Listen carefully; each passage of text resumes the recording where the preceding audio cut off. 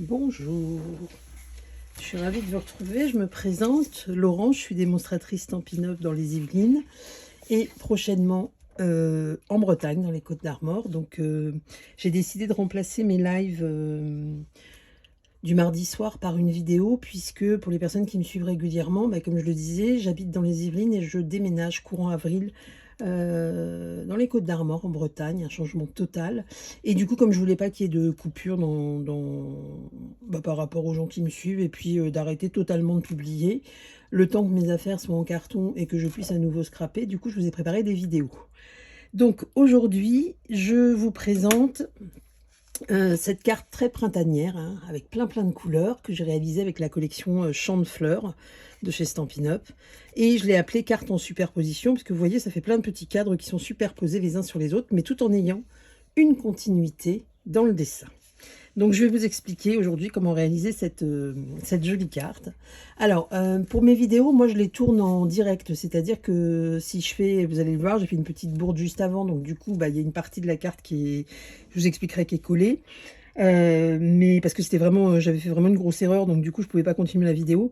Mais sinon je ne fais pas de coupure et de montage, hein, d'accord? Donc c'est, on va dire, brut de décoffrage, mais normalement ça devrait bien se passer. Donc j'espère déjà que cette petite carte vous plaît. Voilà, et ici j'ai décoré l'intérieur avec deux petits triangles de papier pour rappeler l'extérieur de ma carte. Donc maintenant, on va réaliser cette carte et je vais vous proposer de travailler avec la collection Symbole Porte-Bonheur du mini catalogue du catalogue printemps-été de Stampin' Up. Alors pour ça, on va utiliser du papier blanc simple. Il va vous falloir, donc ma carte finie, elle mesure 14 sur 14, c'est une carte carrée. Là, il va vous falloir donc un morceau de papier blanc simple. Donc pour les personnes qui ne connaissent pas, le papier blanc simple, c'est le papier cartonné de base chez Stampin' Up. Il va vous falloir, pour avoir une carte finale de 14 sur 14, un morceau de papier cartonné blanc simple qui va faire 28 sur 14. Et on fait un pli central à 14 cm. Du coup, on a notre base de carte. Ensuite, il va vous falloir, donc là, je vais utiliser du papier Corail Calypso. Il va vous falloir un morceau de papier pour le matage. Donc le matage, ce qu'on appelle le matage, c'est le papier que vous avez là entre les deux feuilles, morceaux de papier blanc. C'est ce qui donne du relief à votre carte. Donc papier cartonné uni que j'ai choisi couleur Corail Calypso, parce que vous allez voir que ça va aller très bien avec le papier imprimé que j'ai choisi. Donc le morceau, le matage de la carte uni, il fait 13,5 sur 13,5. Et c'est là que j'ai fait ma petite bourde tout à l'heure. Et il va vous falloir un autre morceau, je l'ai déjà collé, de papier blanc simple à nouveau, qui cette fois fera 13 sur 13 cm. En fait, votre carte, voilà, on va la monter comme ceci. Donc, une fois que vous avez découpé ces papiers, vous pouvez d'ores et déjà coller l'un sur l'autre, ici, tout en laissant votre base de carte de côté. On verra après. Mais vous pouvez déjà coller les deux éléments l'un sur l'autre. Et ça, c'est notre base pour travailler. Pourquoi on ne le colle pas directement sur la base de carte tout de suite? Tout simplement que si jamais je cafouille, que je me trompe sur ma carte ici, j'aurai que cette partie-là à enlever et je ne perdrai pas ma base de carte. Donc ça, c'est un principe à appliquer pour toutes les cartes que vous faites. Dès lors qu'il y a des éléments qui viennent en superposition, vous les mettez au dernier moment sur la base de carte. Ça vous évite de perdre votre base de carte si vraiment vous cafouillez complètement sur la carte, sur cette base-là. Ensuite, une fois qu'on va avoir fait ça, il va nous falloir des petits éléments rectangulaires. Donc ici, qui était couleur cuvée de cassis en papier uni, qui sont, vous les voyez, les bords ici, sous le papier imprimé. Et là, il va nous falloir plusieurs morceaux. Donc, pour le matage des éléments, il va vous falloir...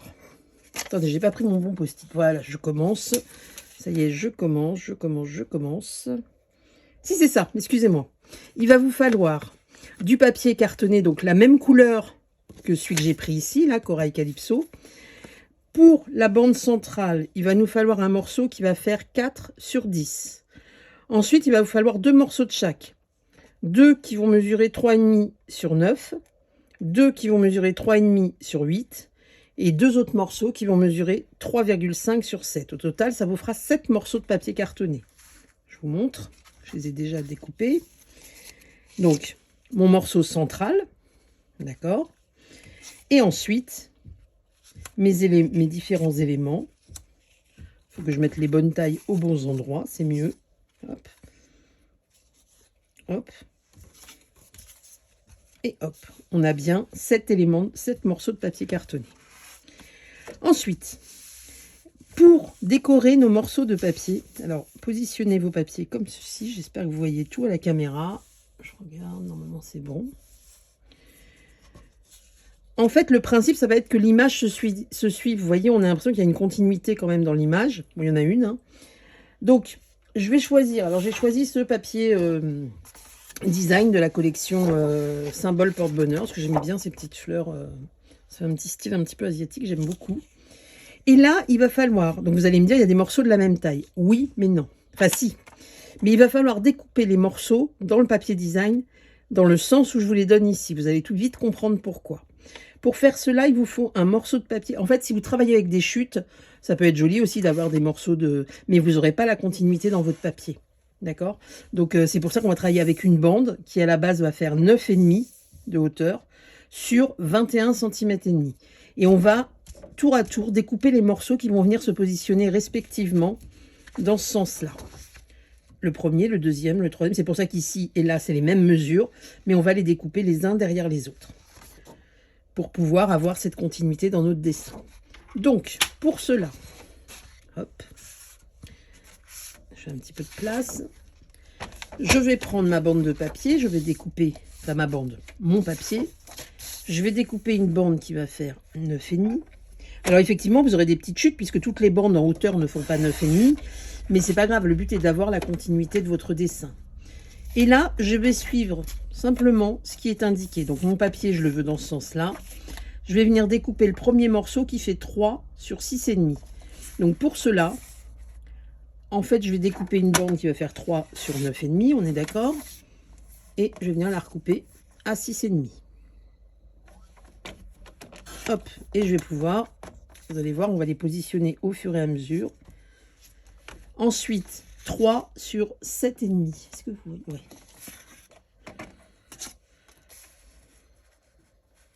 Donc toujours là, 3 cm. Et là, 7,5. Et bien sûr, coupez toujours votre papier dans le même sens. Alors, hop. Hop. Alors sur celui-là, du coup, je ne sais pas si la continuité... ça dépend des papiers, en fait. Vous voyez, celui-là, il n'y aura peut-être pas forcément de continuité. C'est pas grave, je n'avais pas fait attention. Mais si vous avez un papier avec d'autres motifs, par exemple avec les tulipes, ça tombait bien. D'accord? Mais c'est joli aussi. Donc, si vous voulez un papier à motif avec un paysage, par exemple, il faut bien suivre les mesures comme ici. Il fallait bien que je me trompe dans le choix de mon papier. Ensuite, on fait 3 par 8,5.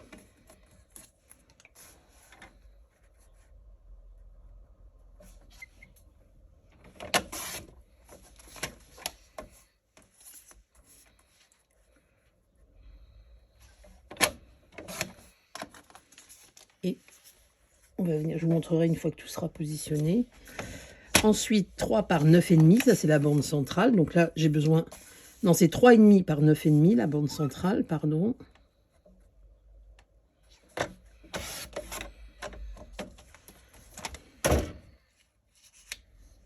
Et ensuite, on recommence 3 par 8,5.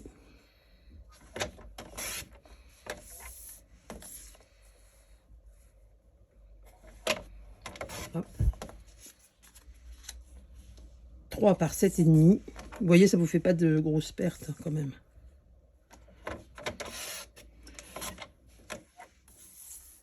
Par 7,5.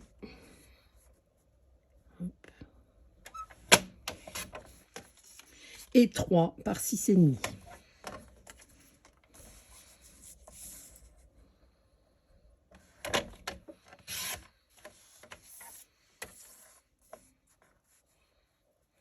Alors, pour celles qui me connaissent, vous voyez que j'ai dû me tromper quelque part, mais alors pas grave. C'est juste qu'il me reste un bout de papier, alors que je croyais bien avoir mesuré. Mais pas de souci. Ça ne change en rien le projet. Je vous mettrai les bonnes mesures sur le site internet, sur mon site, quand je publierai l'article. Donc voilà, donc mes papiers, il ne me reste plus qu'à venir les coller sur les morceaux de papier cartonné unis. Donc pareil, hein, colle ou double face, ça c'est en fonction du choix de chacun et de vos préférences. Il y a des gens qui préfèrent travailler avec du papier, avec du double face, d'autres avec de la colle. Moi, j'aime bien la colle. Après, le double face sur certains projets, mais sinon, je dois avouer que j'ai un petit penchant pour la colle. En plus, cette colle-là, je l'adore. Je trouve qu'elle est trop bien. Elle ne fait pas gondoler le papier. Elle dure longtemps. Il n'y a pas besoin d'en mettre beaucoup. Bref, que des qualités. Donc voilà. Vous collez tous vos petits morceaux.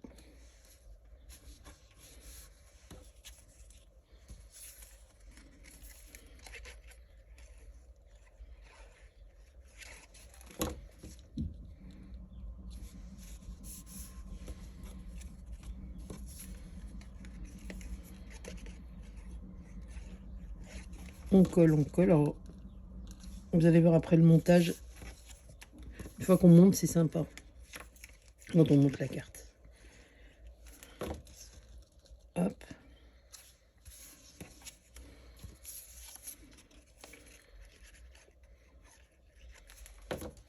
Et le dernier. Voilà. Alors, je vais éviter de me tromper dans mon... Donc, une fois qu'on est ici, on reprend notre base de... Enfin, notre structure de la base de la carte. Et là, le but va être de venir positionner en premier les deux petits éléments extérieurs, donc de chaque côté. Donc, soit vous les centrez, je dirais, à vue de nez, soit vous prenez des mesures. Sachant qu'ici, votre morceau de papier faisant 7, la carte faisant 14, il nous reste 3,5 de chaque côté. Donc, si vous préférez, vous prenez... Moi, c'est ce que j'avais fait. J'avais mis une petite règle comme ça pour voir à peu près où je le colle. Et après, le reste, je l'ai fait au feeling. Donc, c'est le trait qui est ici.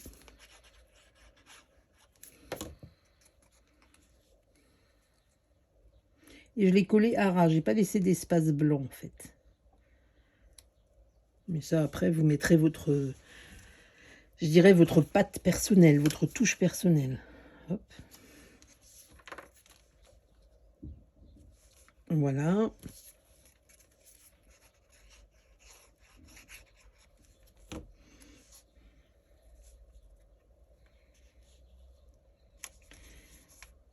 Ici et là.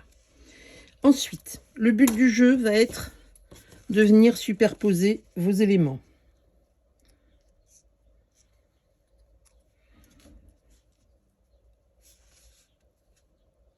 Donc, à vous de voir si vous voulez laisser beaucoup de distance ou moins. Ça, c'est pareil, c'est une affaire de goût. Moi, je vous conseille... Vous voyez, je me suis trompée dans la taille des papiers, bien sûr. Hop.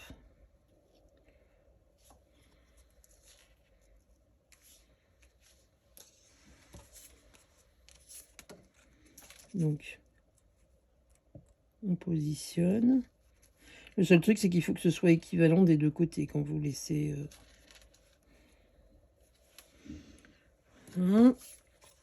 Ceux-là.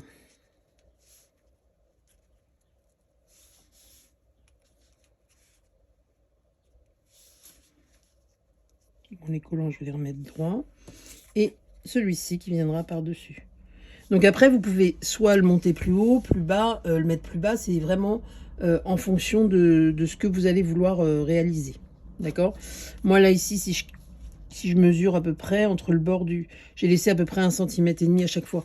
Mais si vous regardez sur la carte de présentation, j'ai pas mis les mêmes espaces partout. Mais en fait, c'est pas... je trouve que c'est pas spécialement... c'est pas choquant, en fait.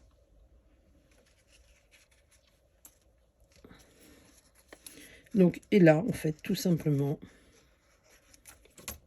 vous allez venir coller vos petits rectangles les uns sur les autres.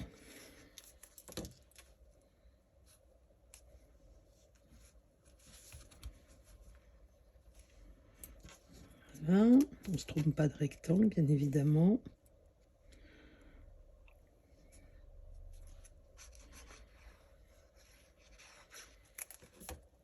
Donc, vous voyez mon papier, celui-là, il ne fait pas vraiment de continuité, d'accord, dans le dessin.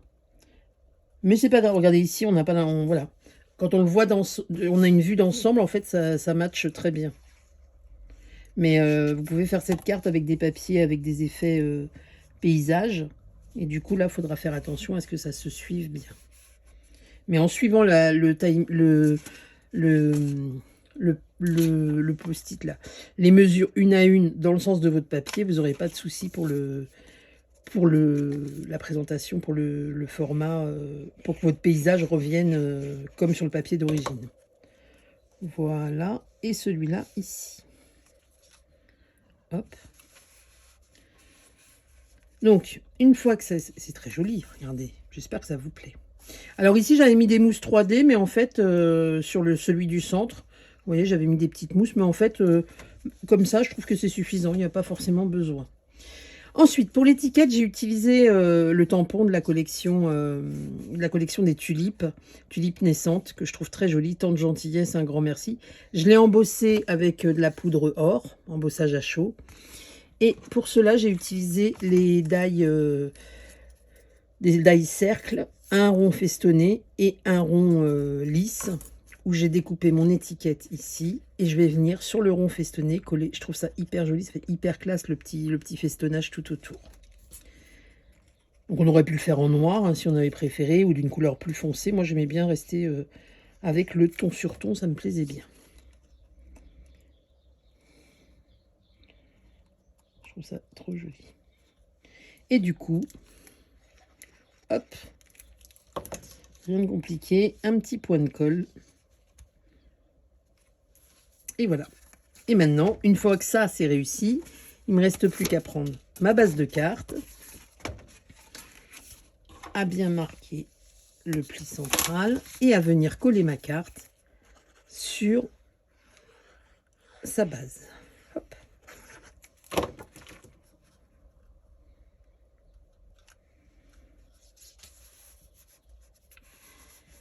Et voilà. J'espère que cette petite vidéo vous aura plu. N'hésitez pas à publier sous la vidéo si vous réalisez la carte, histoire que je puisse voir vos créations. J'aime toujours voir vos créations. N'oubliez pas que vous pouvez vous abonner, vous pouvez aimer ma page, vous pouvez vous abonner à mon site www.lascrapabule.com. Et si vous souhaitez passer commande, n'oubliez pas le code hôtesse du mois et vous pouvez vous rendre directement sur ma boutique en ligne ou me contacter. Pour me contacter, vous pouvez me contacter, je vous dirais plutôt par mail en ce moment. Je répondrai, il n'y a pas de souci. Il n'y a aucun problème. Et puis, à bientôt. Alors, soit pour la prochaine vidéo, soit pour le prochain live. Ça dépendra quand est-ce que j'aurai ma connexion Internet et sur quel mardi je vais publier cette vidéo. Je ne le sais pas encore. Donc, voilà. C'est un petit peu encore fouillé dans ma tête. Eh bien, écoutez, j'espère qu'en tout cas, ce projet vous aura plu. Je vous souhaite une agréable soirée. Et puis, je vous dis à très vite. Au revoir.